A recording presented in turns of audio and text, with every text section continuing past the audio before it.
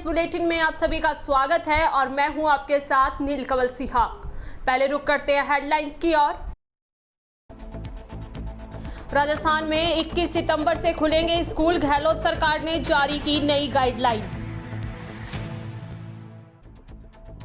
किशोर का अपहरण करने के बाद हत्या, शव को नमक के साथ दफनाया।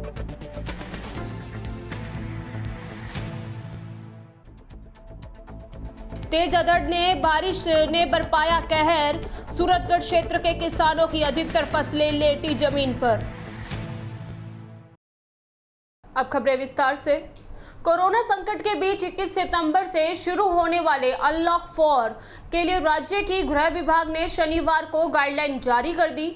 9वीं से 12वीं कक्षा के छात्र अपनी मर्जी से ही स्कूल जा सकेंगे। इसके लिए उन्हें अभिभावकों से अनुमति नहीं लेनी होगी। यह गाइडलाइन 30 सितंबर तक लागू रहेगी। केंद्र सरकार ने राज्यों को 50% तक टीचिंग और नॉन टीचिंग स्टाफ के साथ स्कूल कॉलेज खोलने की अनुमति दी थी। केंद्र की अनलॉक 4 की गाइडलाइंस में कहा गया है कि 21 सितंबर से 50% टीचिंग और नॉन टीचिंग स्टाफ को वर्किंग के लिए बुलाया जा सकता है। आपको बता दें कि अनलॉक 4 में सरकार ने लोगों को कई और क्षेत्रों में राहत दी थी। अब खबर यूपी के जनपद चंदौली से है, जहां 3 दिनों से लापता किशोर का शव मिलने से सनसनी फैल गई है। परिजनों को फोन कर 20 लाख रुपए की मांग की गई थी। आरोपियों ने अपने घर में ही हत्या कर शव को जमीन में दफना दिया था, जिसमें 2 आरोपियों को पुलिस ने गिरफ्तार कर लिया है और शव को कब्जे में लेकर के पोस्टमार्टम के लिए भेज दिया है। आपको बता दें कि घटना का खुलासा करते हुए पुलिस अधीक्षक हेमंत कुठियाल ने बताया कि सिद्धार्थ अपने मित्रों में जो कन्हैया के साथ बैठकर शराब पी रहा था, उसी दौरान सिगरेट लाने को लेकर आपसी विवाद के बाद दोनों भाइयों ने मिलकर हत्या कर दी। शव को घर में ही दफना दिया। 2 दिन बाद एक मनगढ़ंत एवं शातिराना कहानी बना करके सिद्धार्थ के फोन से उसके परिजनों को फोन करके 30 लाख रुपए की फिरौती की मांग की, ताकि पुलिस के ध्यान को बटा सके और अमित और कन्हैया के ऊपर पुलिस का ध्यान ना जाए। लेकिन पुलिस द्वारा अच्छी इन्वेस्टिगेशन कर मामले का खुलासा कर दिया और दोनों आरोपियों को गिरफ्तार कर जेल भेज दिया। वहीं मृतक के परिजन से बातचीत से पता चला कि दोनों में बढ़िया मित्रता थी। दोनों में पहले से ही कोई आपसी गहमा गहमी या किसी प्रकार की कोई दुश्मनी नहीं थी। खैर, ये उसने हत्या क्यों कर दी ये हम लोग भी बता नहीं सकते। आखिर एक दोस्त थी, दोस्त का कातिल कैसे हो गया। मेरा नाम माही जायसवाल है। आपके भाई का कुछ दिन पहले अपराध हुआ था, आज उसकी शव मिला, हत्या करके फेंका गया था पासी में। क्या मामला था? मामला कुछ भी नहीं था। वो उनके घर जाता आता था, उन लोग के साथ रहता था। शायद उन लोग का राज कोई जान गया होगा। क्या पहले से कोई आपसी मतभेद रहा हो दोनों के बीच? नहीं, कोई मतभेद नहीं था हम लोग के बीच। उनका कोई भी हम लोग का मतलब ऐसा कोई भी मामला नहीं था। या आपको पहले कुछ बताया उसके बारे में, या कोई ऐसा मतभेद चल रहा हो दोनों के बीच? नहीं, ऐसी कोई बात नहीं है। ऐसी कोई बात नहीं थी। मैं जय जायसवाल बिछिया कला। आज आपके भाई का शव मिला, जो कुछ दिन पहले दर्शाया गया था कि मामला संज्ञान में आया है अपहरण का। आज उसका हत्या करके सामने ही फेंका गया था। क्या था पूरा मामला? पूरा मामला ये था हत्या का। किसके द्वारा की गई है? वो झांसी के रहने वाले थे, 2-3 लोग रूम घर बनवाए थे। क्या उनसे पहले किसी तरह की दुश्मनी थी? नो। तो हत्या किस लिए की है, कुछ पता है आपको? कुछ नहीं, हत्या उसको बुलाए, बोले कि जाओ पर दुकान से नमकीन लेके आओ।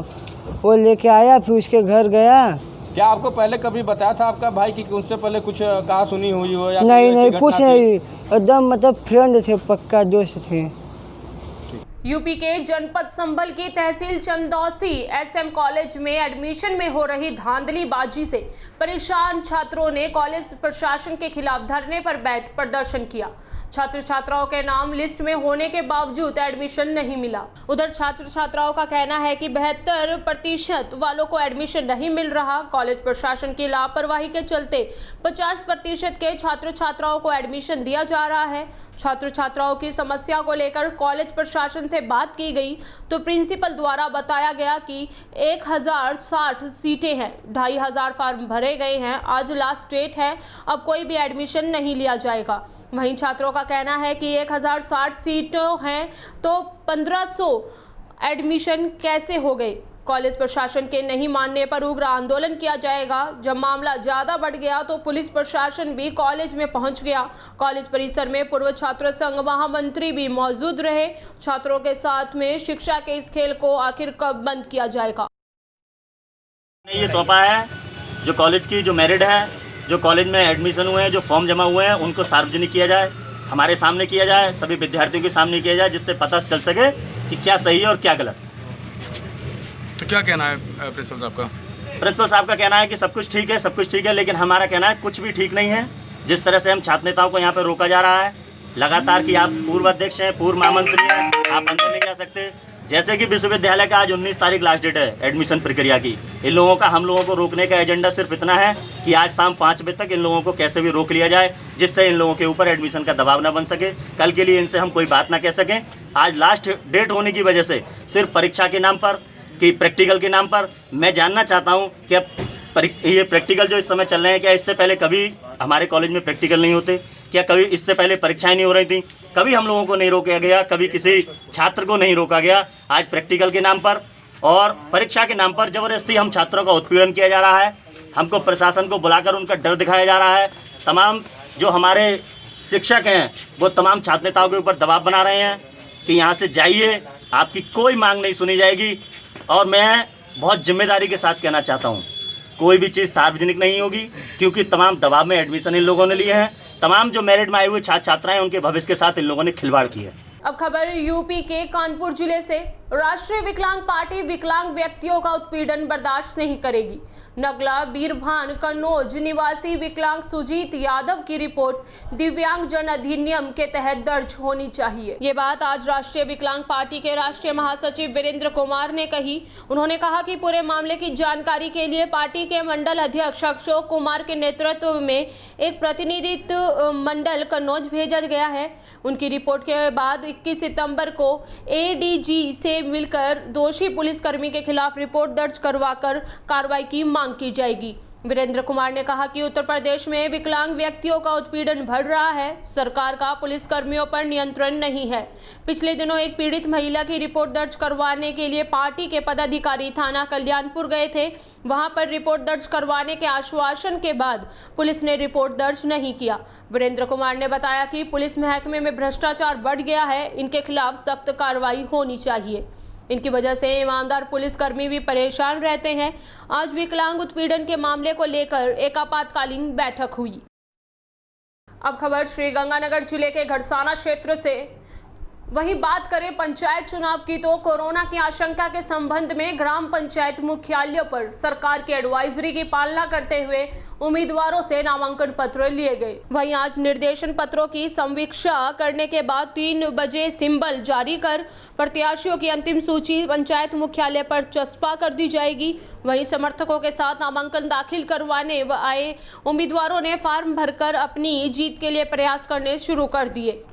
ग्राम पंचायत 20 LM लूनिया में अंतिम समय तक सरपंच पद के उम्मीदवारों के नामांकन पत्र दाखिल करवाने का कार्य चलता रहा। सभी ग्राम पंचायत मुख्यालयों पर रविवार को नामांकन पत्रों की जांच की जाएगी।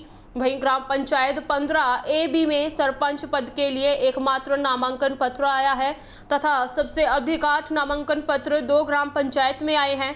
ग्राम पंचायत 15 AB में नामांकन पत्र फार्म सही नहीं होने की स्थिति में धाई देवी ग्राम पंचायत के निर्विरोध सरपंच चुनी जाएंगी। ग्राम पंचायत 15 LM में 7, ग्राम पंचायत 20 LM लूनिया में 3 सरपंच पद के आवेदन आए हैं। वहीं रिटर्निंग ऑफिसर तथा सहायक रिटर्निंग ऑफिसर की तरफ से नामांकन पत्र लेते हुए सरकार की एडवाइजरी की पालना करवाई गई। अब खबर श्री गंगानगर जिले के सूरतगढ़ से। सूरतगढ़ थर्मल निकटवर्ती ग्राम पंचायत सोमासर में कल शाम भारी बारिश के साथ आए अधड़ से किसानों को काफी नरमे व बाजरे, गवार, तिल आदि की फसलें चौपट हुई हैं और कई घरों की दीवारें गिरी तो कहीं विद्युत पोल भी गिरने की सूचना प्राप्त हुई है तथा भारी बारिश के कारण सड़क पर पानी भर जाने से छोटे वाहनों को भी परेशानी का सामना करना पड़ रहा है। सोमासर के घनश्याम रोज ने बताया कि इस प्राकृतिक आपदा से किसानों की जो फसल बर्बादी हुई है, जिससे किसान चिंतित है। जानकारी के अनुसार टिब्बा संघर्ष समिति संयोजक राकेश बिश्नोई ने किसानों की फसलों का जायजा लिया, तो वहीं राकेश बिश्नोई ने दूरभाष के माध्यम से जिला कलेक्टर तथा उपखंड अधिकारी सूरतगढ़ एवं तहसीलदार महोदयों को मौके से अवगत कराया। उन्होंने बताया कि प्रशासन से हुई बातचीत के दौरान आज इलाके के किसानों की फसलों का सर्वे किया जाएगा तथा प्रशासन से पीड़ित किसानों को उचित मुआवजा देने की भी मांग की जाएगी। और वहीं भीलवाड़ा जिले के ब्रिजेश बांगड़ मेमोरियल हॉस्पिटल की तीसरी मंजिल में शॉर्ट सर्किट से आग लग गई। वहां पर भर्ती मरीजों में हड़कंप मच गया। आनन फानन में वहां भर्ती सभी 35 मरीजों को कृष्णा और राम स्नेही हॉस्पिटल में शिफ्ट किया गया। आग की सूचना मिलते ही कलेक्टर शिव प्रसाद एम नाकाते और पुलिस अधीक्षक प्रीति चंद्रा भी मौके पर पहुंची। सुभाष नगर थानाधिकारी पुष्पा कासोटिया और सीओ सिटी भंवर सिंह रणधीर सिंह ने सभी मरीजों को सुरक्षित बाहर निकलवाया। मौके पर पहुंची दमकलों ने आग पर काबू पाया। जिला कलेक्टर शिव प्रसाद एम नाकाते ने कहा कि अस्पताल में शॉर्ट सर्किट के कारण आग लगी थी और उस पर काबू पा लिया गया है। धुएं के कारण यहां से मरीजों को अन्य अस्पतालों में शिफ्ट करवा दिया गया है और उनके इलाज की संपूर्ण व्यवस्था कर दी गई है। ब्रिजेश बांगड़ मेमोरियल हॉस्पिटल के चिकित्सक डॉक्टर परजीत सिंह गंभीर ने कहा कि सुबह फायर अलार्म बजने पर हमने सर्वप्रथम सभी मरीजों को अन्य अस्पतालों में शिफ्ट किया गया, जहां हमारा स्टाफ उनका इलाज करने के लिए भी भेज दी गई। अस्पताल में 35 मरीजों को अन्य अस्पतालों में भेजा गया है, जिसमें 7 मरीज वेंटिलेटर पे थे। आग पर नगर परिषद और कंचन इंडिया की 7 दमकलों ने काबू पाया है। आग ज्यादा नहीं होने के कारण अस्पताल भवन को ज्यादा नुकसान नहीं हुआ है। भीलवाड़ा जिला मुख्यालय स्थित बांगड़ अस्पताल में आग लगने की सूचना मिलने पर तुरंत नगर परिषद, स्थानीय प्रशासन और पुलिस का अमला मौके पर पहुंच गया था। शॉर्ट सर्किट से हल्का सा धुआं लगा हुआ है, घबराने वाली कोई बात नहीं है। सभी पेशेंट्स को अन्य अस्पताल में शिफ्ट कर दिया गया है और CMHO साहब की टीम उन पेशेंट्स के ट्रीटमेंट के बारे में मॉनिटर कर रही है। और आग ऐसी चीज़ अभी सामने नहीं आई है, केवल धुआं जरूर हुआ है, उस पर भी नियंत्रण पा लिया गया है। ज्वलनशील पदार्थ जैसे कोई ऑक्सीजन सिलेंडर या सोडियम हाइपोक्लोराइड या सैनिटाइज़र सारी चीज़ें इस परिसर से निकाल दी गई है। अभी खतरे की स्थिति नहीं है। सुबह एक दुर्भाग्यपूर्ण घटना हुई है अस्पताल में, एक 3rd फ्लोर या 4th फ्लोर पे, जैसा कि 3rd फ्लोर पे, जैसा कि अभी तक हमको एक अंदेशा हो रहा है, जैसा एक अंदाज़ा लग रहा है कि शायद शॉर्ट सर्किट से किसी कारणवश मामूली आग हुई, जिसके कारण धुआं अधिक भरा। परंतु प्रायोरिटी देखते हुए सबसे पहले मरीजों को 3rd फ्लोर से स्टार्ट करते हुए ICU वाले second floor medical ICU, 3rd floor neuro ICU, ऐसे मरीजों को सबको इवैक्यूएट करके आज नज़दीकी अस्पतालों में पहुंचा दिया गया। मरीज सब सेफ हैं, फिलहाल सब कुछ ठीक है। मैं अस्पताल के प्रांगण में खड़ा हूँ, आप देख लें, सब कुछ ठीक है, स्थिति कंट्रोल में, चिंता कुछ नहीं। सभी मरीज स्वस्थ और सही अवस्था में बाकी अस्पतालों में पहुँच गए और प्रशासन का, पुलिस का, आसपास के लोगों का, सिविलियंस का बहुत अच्छा सहयोग रहा सब लोगों ने। सर शायद शॉर्ट सर्किट अगर पता होता 100% कारण, तो वो तो भी संभावना नहीं है बता पाना, बोल पाना, कमेंट करना, पर शायद ऐसा लगता है कि शॉर्ट सर्किट से हुई है। नहीं सर, फायर फाइटिंग टूल भी चला, फायर अलार्म भी चला, फायर अलार्म से ही हम लोगों को पता चला है, फायर अलार्म से ही आए हैं। हमारे ग्राउंड स्टाफ ने हमको तुरंत इन्फॉर्म किया, यहाँ पे इन्फॉर्म किया। हमारा जो प्राइमरी स्टेशन था, प्राइमरी जो हमारे पास जो स्टेशन थे, सारे उससे चला है। सर अभी 35 पेशेंट इवैक्यूएट करे हैं यहाँ से हम लोगों ने, 35 पेशेंट भेजे हैं। कैजुअलिटी में कुछ 2-3-4 पेशेंट एक्स्ट्रा थे। ये सारे पेशेंट रामस्नेही में, स्वास्तिक में, कृष्णा में, नज़दीकी अस्पतालों में हैं। मैक्सिमम मरीज कृष्णा अस्पताल में इस समय। हमारा सारा यहाँ का स्टाफ और मेडिकल स्टाफ उन्हीं अस्पतालों में जाके मरीज की केयर कर रहा है। मरीजों का ट्रीटमेंट भी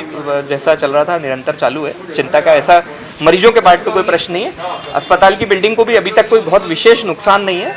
हाँ, अंदर कुछ वायरिंग्स वगैरह जली हैं, वो उसके लिए एक बार अब फायर ब्रिगेड पूरी तरह से तलाश कर रही है। जहाँ जहाँ भी फायर का थोड़ा भी लोकस दिख रहा है उसको बुझाने का प्रयास। अब खबर जालोर जिले से। कोरोना महामारी के चलते इस बार शिक्षा सत्र कब से शुरू होगा यह तो अभी तक तय नहीं है, लेकिन यह तय है कि नया शिक्षा सत्र नौनिहालों के लिए बहुत सारी खुशियां लेकर आने वाला है। इसका कारण यह है कि प्राथमिक कक्षाओं के बच्चों के लिए पुस्तक इस बार नए स्वरूप में सामने आएंगी, जिसमें पाठ्यक्रम भी वही है और पाठ भी उतने ही, पर बस्ते का बोझ काफी कम नजर आएगा। भारी बस्तों का बोझ ढो रहे स्कूली बच्चों के हित में राज्य सरकार द्वारा लिए गए इस निर्णय का प्रवासी राजस्थानी फ्रेंड्स फाउंडेशन के अध्यक्ष सरवन सिंह राठौड़ और फाउंडेशन के वरिष्ठ पदाधिकारी डॉक्टर रमेश देवासी ने प्रदेश कांग्रेस कमेटी के अध्यक्ष व शिक्षा मंत्री गोविंद सिंह डोटासरा से मुलाकात कर उनका आभार जताया। राठौड़ ने बताया कि राजस्थान में 1 लाख सरकारी और निजी प्राथमिक स्कूलों के 40 लाख से अधिक बच्चों को बस्ते के बोझ से इस सेशन में निजात दिए जाने का निर्णय राज्य सरकार ने किया है। इसको लेकर कांग्रेस नेता और प्रवासी राजस्थानी फ्रेंड्स फाउंडेशन के प्रदेश अध्यक्ष सरवन सिंह राठौड़ व फाउंडेशन के वरिष्ठ पदाधिकारी डॉक्टर रमेश देवासी ने प्राइमरी स्कूल के लाखों बच्चों के बस्ते का बोझ हल्का करने और बस्ता रहित शनिवार घोषित किए जाने का निर्णय पर मुख्यमंत्री अशोक गहलोत और शिक्षा मंत्री गोविंद सिंह डोटासरा का प्रदेश के लाखों अभिभावकों की तरफ से आभार जताया है। इस मौके पर राजस्थानी फ्रेंड्स फाउंडेशन की ओर से अध्यक्ष सरवन सिंह राठौड़ और वरिष्ठ पदाधिकारी डॉक्टर रमेश देवासी ने शिक्षा मंत्री गोविंद सिंह डोटासरा का अभिनंदन पत्र भेंट किया। शिक्षकों की गरिमा और सम्मान को राज्य सरकार बढ़ाने का पूरा ध्यान रखेगी। इस दौरान राठौड़ ने सुझाव दिया कि जो चयनित शिक्षक योग्यता के बावजूद केंद्र सरकार द्वारा कोटा कम किए जाने की वजह से सम्मानित होने से वंचित रह गए हैं, उनको राज्य सरकार की ओर से सम्मानित किया जाना चाहिए। राठौड़ के मुताबिक शिक्षा मंत्री डोटासरा ने बताया कि राजस्थान सरकार ने ब्लॉक स्तर से लेकर राज्य स्तर तक 11,000 शिक्षकों को सम्मानित किए जाने की अभिनव शुरुआत की है। पिछले वर्ष प्रदेश में 11,000 शिक्षकों को सम्मानित किया गया था। इस वर्ष कोविड की वजह से सम्मान समारोह का आयोजन नहीं किया जा सका। उन्होंने आश्वस्त किया कि शिक्षकों की गरिमा और सम्मान को राज्य सरकार बढ़ाने का पूरा ध्यान रखेगी। शिक्षक ही राष्ट्र की धुरी हैं। जयपुर में जालोर के शिक्षक संदीप जोशी की प्रशंसा राठौड़ ने शिक्षा मंत्री गोविंद सिंह डोटासरा को अवगत कराया कि सबसे पहले 2007 में जालोर के शिक्षक संदीप जोशी ने ही बस्ते का बोझ कम किए जाने के मुद्दे पर सुझाव दिया था। राठौड़ ने जालोर जिले के शिक्षक संदीप जोशी के शिक्षा के क्षेत्र में किए गए नवाचार और अभिनव प्रयोगों की बुकलेट शिक्षा मंत्री को भेंट की। साथ ही उनके द्वारा शिक्षा के क्षेत्र में किए गए नवाचारों की भी अवगत करवाया। इस पर शिक्षा मंत्री ने संदीप जोशी की सराहना की है। राठौड़ के मुताबिक प्रदेश कांग्रेस के वरिष्ठ नेता पुखराज पाराशर के विस्तृत चर्चा की। राठौड़ के मुताबिक पारासर से बताया कि प्राथमिक स्कूल के बच्चों के बस्ते का बोझ हल्का करने का निर्णय लेने के मामले में राजस्थान देश का पहला राज्य बन गया है। इस मौके पर फाउंडेशन की ओर से मुख्यमंत्री अशोक गहलोत का अभिनंदन पत्र भी पाराशर को भेंट किया गया। इस दौरान राठौड़ व डॉक्टर देवासी ने जिले के विभिन्न मुद्दों पर पाराशर से कोरोना की विषम परिस्थितियों, मेडिकल व्यवस्था की ओर अधिक चुस्त दुरुस्त बनाने व जिले में सड़कों की मरम्मत आदि मामलों को लेकर भी विस्तृत चर्चा की। सेवा के क्षेत्र में अपना नाम कर रहा प्रवासी राजस्थानी फ्रेंड्स फाउंडेशन के अध्यक्ष सरवन सिंह कोरोना काल के विषम परिस्थितियों में जब प्रवासी लोगों को अपने घर आने के लिए सबसे ज़्यादा परेशानियों का सामना करना पड़ रहा था, ऐसे विषम काल में इन प्रवासियों की मदद के लिए यह संस्था आगे आई और इसके अध्यक्ष सरवन सिंह राठौड़ व वरिष्ठ पदाधिकारी डॉक्टर रमेश देवासी सहित संस्था से जुड़े अन्य लोगों ने प्रवासियों के आवागमन व उनकी आइसोलेशन तक की व्यवस्थाओं में मदद की। फाउंडेशन की ओर से आज भी प्रवासियों की समस्याओं व स्थानीय समस्याओं के निवारण को लेकर हर संभव प्रयास किए जाते रहे हैं। अब खबर झालावाड़ जिले के सेडवा क्षेत्र से। Rajasthan state open school Jaipur के आदेश अनुसार राजकीय उच्च माध्यमिक विद्यालय फागलिया को ओपन स्कूल का नया परीक्षा सेंटर बनाया गया है। आपको बता दें कि चौहटन विधायक पद्माराम मेघवाल की अनुशंसा पर नवगठित फागलिया पंचायत समिति स्थित राजकीय उच्च माध्यमिक विद्यालय फागलिया को ओपन स्कूल का नया सेंटर बनाना विद्यार्थियों के लिए बहुत ही लाभदायक है, क्योंकि इस शहर क्षेत्र में आने वाले विद्यार्थियों को नज़दीकी सेंटर मिलने पर अच्छा फायदा होगा, वहीं अच्छी तरह से अपना अध्ययन कर सकेंगे। गौरतलब है कि इसके पहले चौहटन विधानसभा क्षेत्र चौहटन मुख्यालय पर एक ही ओपन स्कूल का सेंटर था। एक और नया सेंटर विधानसभा खुलने पर क्षेत्र के लिए बहुत ही खुशी की बात है। स्थानीय शिक्षकों ने जानकारी देते हुए बताया कि राजस्थान में कुल 23 संदर्भ केंद्र बनाए गए हैं, जिसमें बाड़मेर जिले में 2 केंद्र मिले हैं। वहीं इसको लेकर क्षेत्रवासियों ने विधायक मेघवाल का आभार भी जताया है। की उनकी अनुशंसा पर राजकीय उच्च माध्यमिक विद्यालय फागड़िया को नया राजस्थान स्टेट ओपन स्कूल का संदर्भ केंद्र बनाया गया, जिससे ग्रामीण क्षेत्रों में प्रौढ़ शिक्षा और बालिका शिक्षा को विशेष बढ़ावा मिलेगा। आर्थिक कारणों से और घरेलू परिस्थितियों के कारण कई सारे युवा और बालिकाएं उच्च शिक्षा ग्रहण नहीं कर पा रही थी। अब वे घर पर ही अध्ययन कर शिक्षा ग्रहण कर पाएंगे। बॉर्डर क्षेत्र में चौहटम के अलावा पहले कहीं नज़दीक संदर्भ केंद्र नहीं था। अब फागड़िया में नया संदर्भ केंद्र बन जाने से ग्रामीणों में खुशी की लहर है। मैं महिपाल सिंह, वरिष्ठ अध्यापक, राजकीय उच्च माध्यमिक विद्यालय। अब खबर जोधपुर जिले के देचू क्षेत्र से। सेतरवा में स्वर्गीय नरपत सिंह देवराज देड़ा की स्मृति में आयोजित फुटबॉल प्रतियोगिता का शुभारंभ हुआ।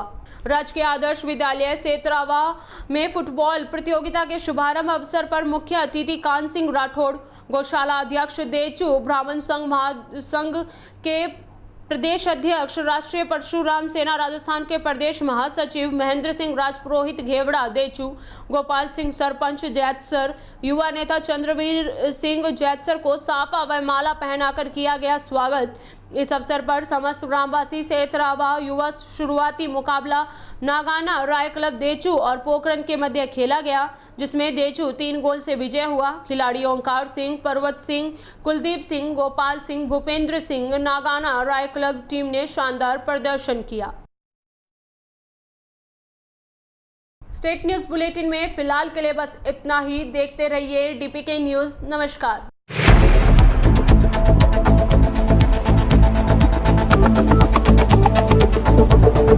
Thank you.